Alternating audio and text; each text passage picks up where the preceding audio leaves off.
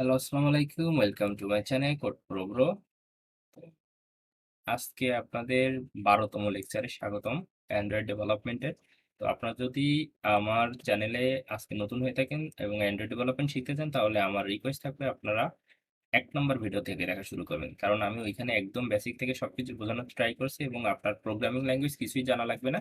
আপনারা মোটামুটি সবকিছুই শিখতে পারবেন অ্যান্ড্রয়েড ডেভেলপমেন্টে যা, যা আছে। তো আজকে আমরা এই ভিডিওটি যেটা করতে যাচ্ছি সেটা হচ্ছে দেখেন আমার এখানে একটা নোটিফিকেশন অ্যাকশন বার আছে। তো আমি চাচ্ছি কি এই অ্যাকশন বারটাও থাকবে না, আমার ফুল স্ক্রিন হবে। যেমন আমরা এইগুলো কাজে লাগবে যখন আমরা স্প্ল্যাশ স্ক্রিন বানাবো, যে আমার অ্যাপসটা ওপেন হবে, আমার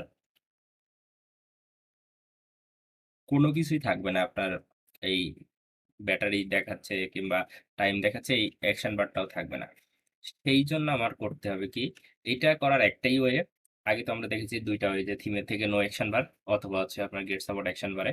কিন্তু এইটার হচ্ছে আপনার একটাই ওয়ে, সেইটা হচ্ছে আপনার মেইন অ্যাক্টিভিটিতে আসবেন, এসে লিখবেন হচ্ছে get windows, get window dot, একটা ফ্ল্যাগ সেট ফ্ল্যাগ চালাইতে হবে। সেট ফ্ল্যাগ, ফ্ল্যাগ সেট ফ্ল্যাগের মধ্যে আমরা কি চালাবো, windows manager, N D O W window manager dot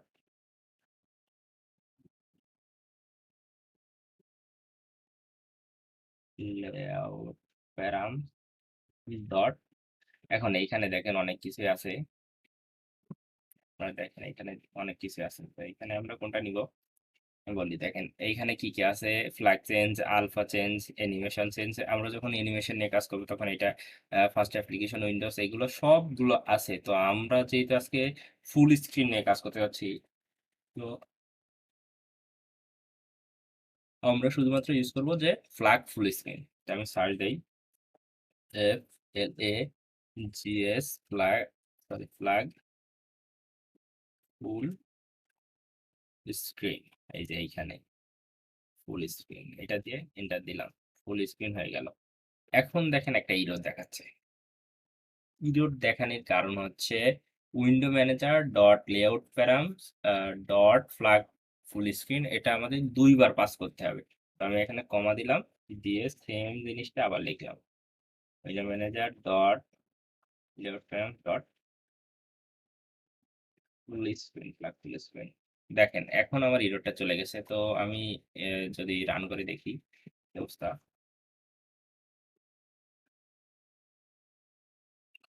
এখানে আমাদের অ্যাপ্লিকেশনটা রান হচ্ছে, দেখেন এখন কিন্তু আমার সব অ্যাকশন বারটা যা ছিল সব হাইড হয়ে গেছে। তো আমি যদি এই দুই লাইন যদি কমেন্ট করে দিই, কন্ট্রোল স্ল্যাশ দিলে কমেন্ট হয়ে যাবে। তো আপনারা একটা জিনিস মনে রাখবেন, স্ল্যাশ ডাবল স্ল্যাশ মানে হচ্ছে কমেন্ট। তো এখন যদি আমি ওটা রান করি, তো দেখেন আমার অ্যাকশন বারও আসবে, আপনার নোটিফিকেশন অ্যাকশন বার দুইটাই আসবে। তো দেখেন প্রথমবার লোড দিতে একটু টাইম নেয়, পরের বার আর টাইম নেয় না।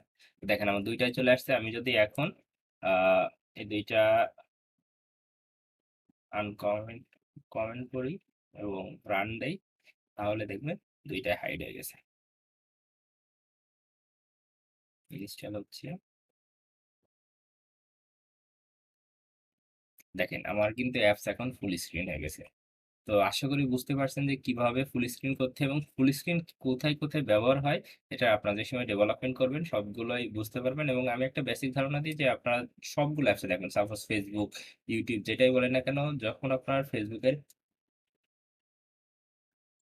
লোগোওয়ালা একটা পেজ দেখায়, যেমন ওইটাকে বলা হচ্ছে স্প্লাশ স্ক্রিন। স্প্লাশ স্ক্রিন যখন দেখায় দেখবেন কি এখানে টাইম টাইম কিছুই দেখা যায় না। তো ওইগুলো আসলে কিভাবে করে সেটা আজকে আমি এখানে দেখালাম। আশা করি বুঝতে পেরেছেন, এবং আপনি যদি এই পর্যন্ত করতে পারেন তাহলে কংগ্রাচুলেশন। এবং আপনার যদি কোনো প্রশ্ন থাকে অবশ্যই কমেন্টে জানাবেন, এবং পরবর্তী ভিডিওতে আশা করি আমরা নতুন কোনো টপিক শিখবো।